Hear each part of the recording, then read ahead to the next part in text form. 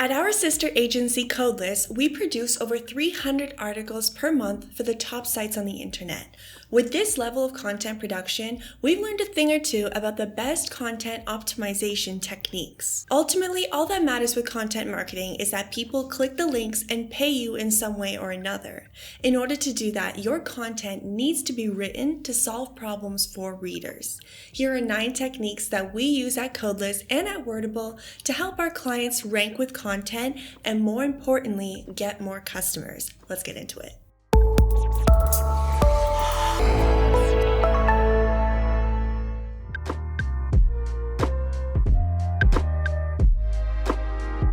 Prior to worrying about optimizing a single phrase inside your content, you need to answer this. What content are you doing? Why are you doing it? And where is it going? So in other words, content placement and organization will have a huge impact on the success of that content. People come in at a top of the funnel blog post because they've just developed awareness around a problem that they're facing. They read the post before clicking through to a middle of the funnel comparison page that weighs up potential solutions. This all happens before they ever fill out a get a quote form or click on a buy now button or start a free trial. It's not always like that, or it's not always that linear, but overall, that buyer's journey should dictate how and where pages appear at a certain time. They start to tell you where certain keywords or topics should be located relative to others, and they help you determine which pages or posts should be linked together. These are called pillar pages or hub pages. The point is that this logical hierarchy of information is good for readers while also being good for search engines because it helps them to understand larger webs of content on your site. And from a day-to-day tactical standpoint, it's why you'd want to put individual product reviews underneath a more competitive category or vertical review page like this. All similar content across your site should have a consistent template that writers stick to. Everything from your word count to H2s and H3s. As an example, a product review page would look something like this. Stop being overly clever or trying to reinvent the wheel while not answering search intent. Make it easy for people to find what they're looking for. And focus your energy instead on writing something compelling, insightful, or entertaining, or all three.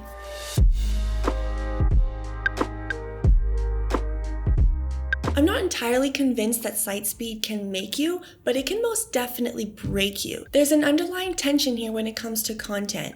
The problem is that you want to make better, more detailed, more insightful stuff, which typically results in long detailed content, more images, and more video. But more stuff or lines of code or bytes on a page like this naturally leads to an increased chance of slow loading times. That can undercut all of your good efforts. For example, take this kind of ugly generic example. It's super basic and largely just text. You'd think it'd load quickly, right? There's hardly anything on it. But unfortunately it doesn't. So you need to make sure your content is loading fast, otherwise you'll sabotage its performance.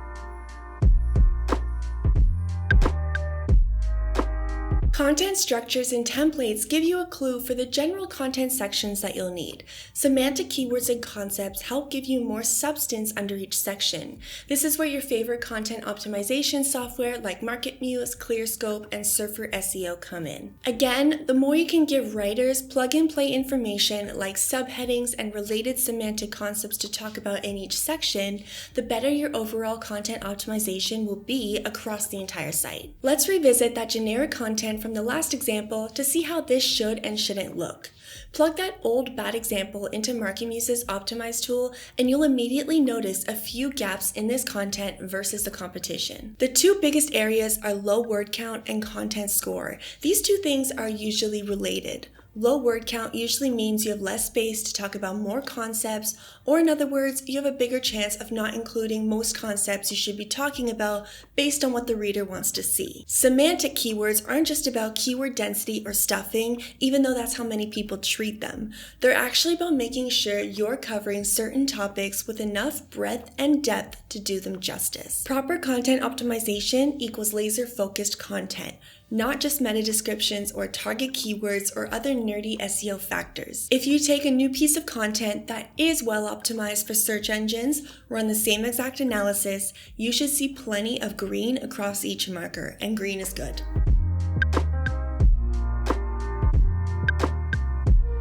The challenge with sticking to structures and templates like this is that your writers will churn out boring, generic, copycat stuff. It doesn't have to be like that, and it shouldn't be, but it often is.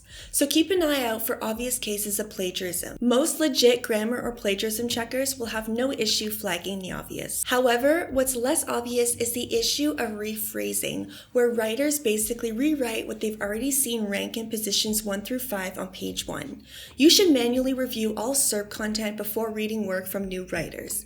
Catch and be harsh on checking for rephrasing in the early days of working with them. Have a zero-tolerance policy around plagiarism.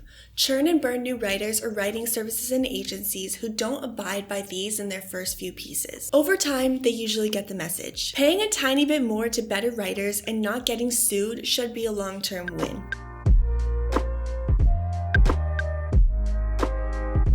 Internet accessibility is rightfully becoming a necessity, but on a very basic level, image alternative text was originally created to help people better understand what an image is depicting.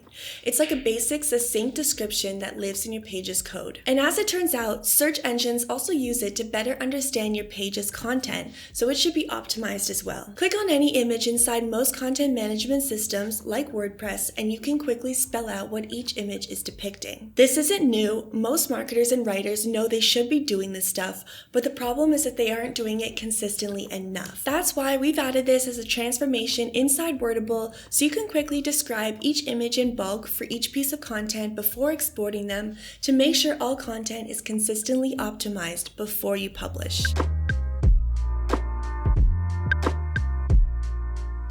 The next step on most content optimization checklists should be to open external links in new tabs so you don't have people willingly or accidentally navigating away from your site mid-sentence. You can click each individual link after a content piece is uploaded, but that will take forever to do. The problem is that if you're managing any serious volume of content and are expected to individually set every link to open in a new tab, you or your team will eventually stop doing it or you'll miss some. Either option is bad.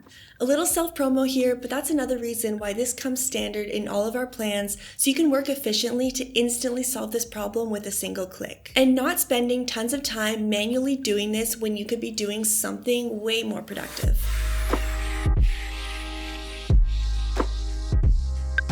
It's most important to make sure you're optimizing content for the right keyword or topic in the first place before worrying about whether the title tag is the right length or contains the right keywords or just plain clickable enough. Once you're done, write a title tag and meta description that's concise, interesting, and as descriptive as possible within the limited word count constraints. No video on content optimization should be complete without mentioning that you should create stuff people actually want to read. That means optimizing for user experience by transforming long detailed stuff into more digestible chunks. Frequent subheadings and shorter paragraphs really help.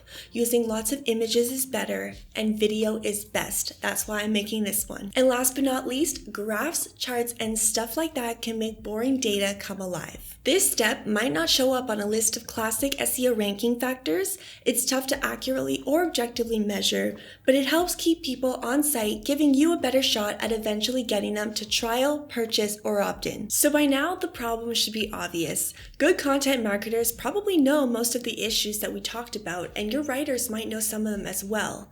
The issue isn't a knowledge gap. The issue is in execution. That's why we have teams of people working on any one site at a time with extremely detailed content optimization steps each time we need to QA, upload, format, and optimize a piece of content. And it's also why we've seen that on average, it takes around 1 hour per article to properly upload, format, and optimize that content. Multiply that against a few hundred articles per month, and you're talking serious money being dropped on manual labor. So that's exactly why you need to focus your time and energy on the difficult stuff, like actually writing insightful, engaging content that answers your customers' queries. Then automate the rest. You can automate your content publishing process with Wordable. All you need to do is claim your first 3 free exports in the link right over here. Thanks for watching. I'm Jenna from Wordable, and I'll see you in the next video.